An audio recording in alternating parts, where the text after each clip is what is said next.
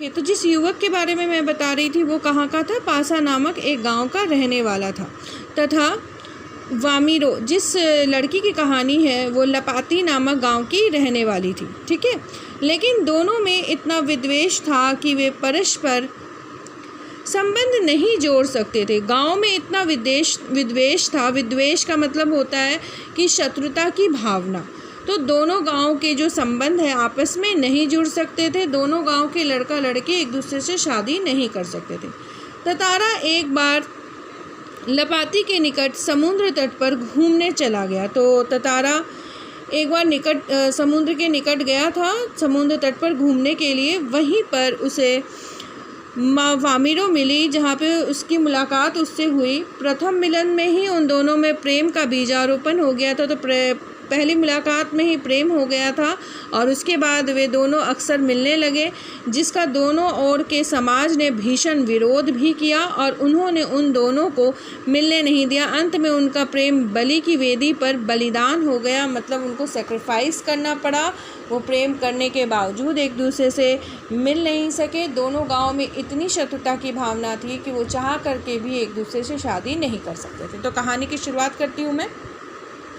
अंडमान द्वीप समूह का अंतिम दक्षिणी द्वीप है लिटिल अंडमान। यह पोर्ट ब्लेयर से लगभग 100 किलोमीटर दूर स्थित है। इसके बाद निकोबार द्वीप समूह की श्रृंखला आरंभ हो जाती है, जो निकोबारी जनजाति की आदिम संस्कृति के केंद्र है।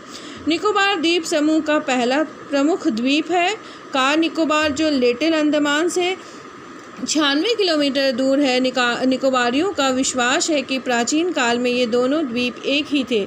इनके विभक्त होने की एक लोक कथा है जो आज भी दोहराई जाती है। तो अंडमान द्वीप समूह का अंतिम जो है वो दक्षिणी द्वीप है। ठीक है, और लिटिल अंडमान जिसे नाम दिया गया है, ये पोर्ट ब्लेयर से लगभग 100 किलोमीटर की दूरी पर स्थित है। और यहाँ पे निकोबार द्वीप समूह है जहाँ से श्रृंखला आरंभ हो जाती है। परंतु पहले माना जाता था कि अंडमान और निकोबार एक ही साथ थे। इन दोनों को अलग करने में एक लोक कथा प्रचलित है। वो लोक कथा प्रेम कथा है जो आप आगे अब सुनेंगे। सदियों पूर्व जब लिटिल अंडमान और कार निकोबार आपस में जुड़े हुए थे, तब वहाँ एक सुंदर सा गांव था। पास में एक सुंदर और शक्तिशाली युवक रहा करता था। तो जब कार निकोबार, मतलब ये लिटिल अंडमान और कार निकोबार दोनों गांव आपस में जुड़े हुए थे, तब वहाँ पे एक शक्तिशाली युवक रहा करता था जिसका नाम था ततारा। उसका नाम था ततारा। निकोबारी उसे बेहद प्रेम करते थे। ततारा एक नेक और मददगार व्यक्ति था। वह सदैव दूसरों की सहायता के लिए तत्पर रहता था, तैयार रहता था, हमेशा दूसरों की मदद करता था। अपने गांव वालों को ही नहीं अपितु वो समूचे द्वीपवासियों की सेवा करना अपना परम कर्तव्य भी समझता था। उसके इस त्याग की वजह से वह बहुत चर्चित भी था। सभी उसका आदर सत्कार करते थे। वक्त मुसीबत में उसे स्मरण करते थे, याद करते थे, और वह भागा भागा वहां पहुंच जाता तो सभी की मदद वह करता था। दूसरे गांव में भी पर त्यौहार के समय उसे विशेष रूप से आमंत्रित किया जाता था और वो दूसरे गांव में भी जाया करता था। उसका व्यक्तित्व तो आकर्षक था ही, काफ़ी स्मार्ट था और अट्रैक्टिव था, बहुत अच्छा दिखने में था। साथ ही आत्मीय स्वभाव की वजह से लोग उसके करीब रहना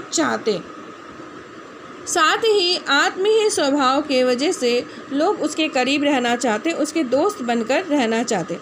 पारंपरिक पोशाक के साथ वह अपनी कमर में सदैव एक लकड़ी की तलवार को बांध कर रखता था। लोगों का यह मानना था कि यह लकड़ी जो है वो अपने आप से अलग नहीं होने देगा। यह लकड़ी है, उसके बावजूद भी उस तलवार में अद्भुत देवी शक्ति थी, देवों की शक्ति थी उसमें।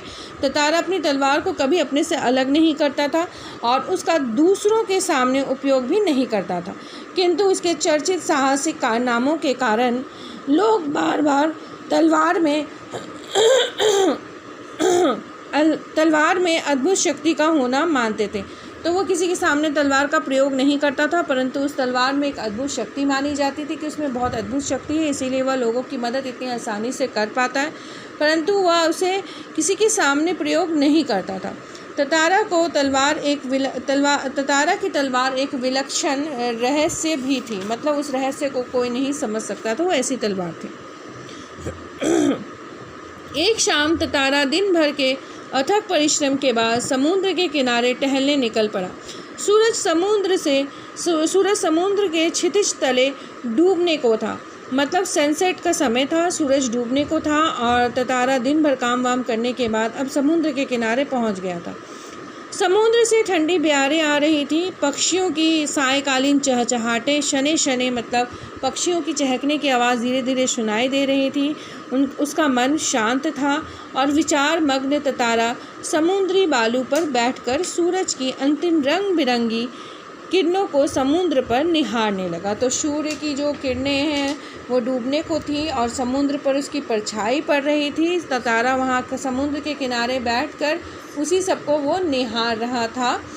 कहीं पास से उसे मधुर गीत गूंजता हुआ सुनाई देने लगा। गीत मानो बहता हुआ उसकी तरफ आ रहा था और बीच बीच में लहरों का संगीत भी सुनाई दे रहा था। गायन इतना प्रभावी था कि वह अपनी सुध बुध खोने लगा।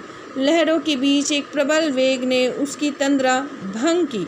तो जब वो लहरों में खोया हुआ था तो उसे अचानक किसी के गीत गाने की आवाज़ सुनाई देती है जो उसे अपनी ओर आकर्षित करती है। वह बिना कुछ सोचे जिस तरफ से संगीत सुनाई दे रही थी वह उस तरफ खिंचा चला जाने लगा। चैतन्य होते ही वह उधर बढ़ने को विवश हो गया जिधर से अब भी गीत के स्वर बह रहे थे, जहाँ से वो गीत की आवाज़ आ रही थी। वह विकल सा उस तरफ बढ़ता गया। अंततः उसकी नज़र जो है एक युवती पर, एक लड़की पर पड़ी जो ढलती हुई शाम के सौंदर्य में बेसुध एकटक समुद्र की देह पर डूबते आकर्षक रंगों को निहारते हुए गा रही थी। या एक श्रृंगार गीत भी था। तो यहाँ उसे एक लड़की के ऊपर नज़र पड़ती है जो शाम ढल रही थी, उसके सौंदर्य में बिल्कुल खोई हुई एकटक समुद्र की ओर देखते हुए गीत गा रही थी, जो श्रृंगार गीत था। और ततारा को ये बहुत अच्छा लगा, ये गीत बहुत अच्छी लगी। वह लड़की बहुत सुंदर थी देखने में, जिसकी ओर ततारा खिंचा हुआ चला है। तो यहीं पे ततारा और वामिरो की पहली मुलाकात होगी। तो आज हम लोग कहानी यहीं तक पढ़ते हैं। बाकी कहानी अब मैं आगे आपको कल बताऊंगी, अगले वीडियो में पोस्ट करूंगी। धन्यवाद।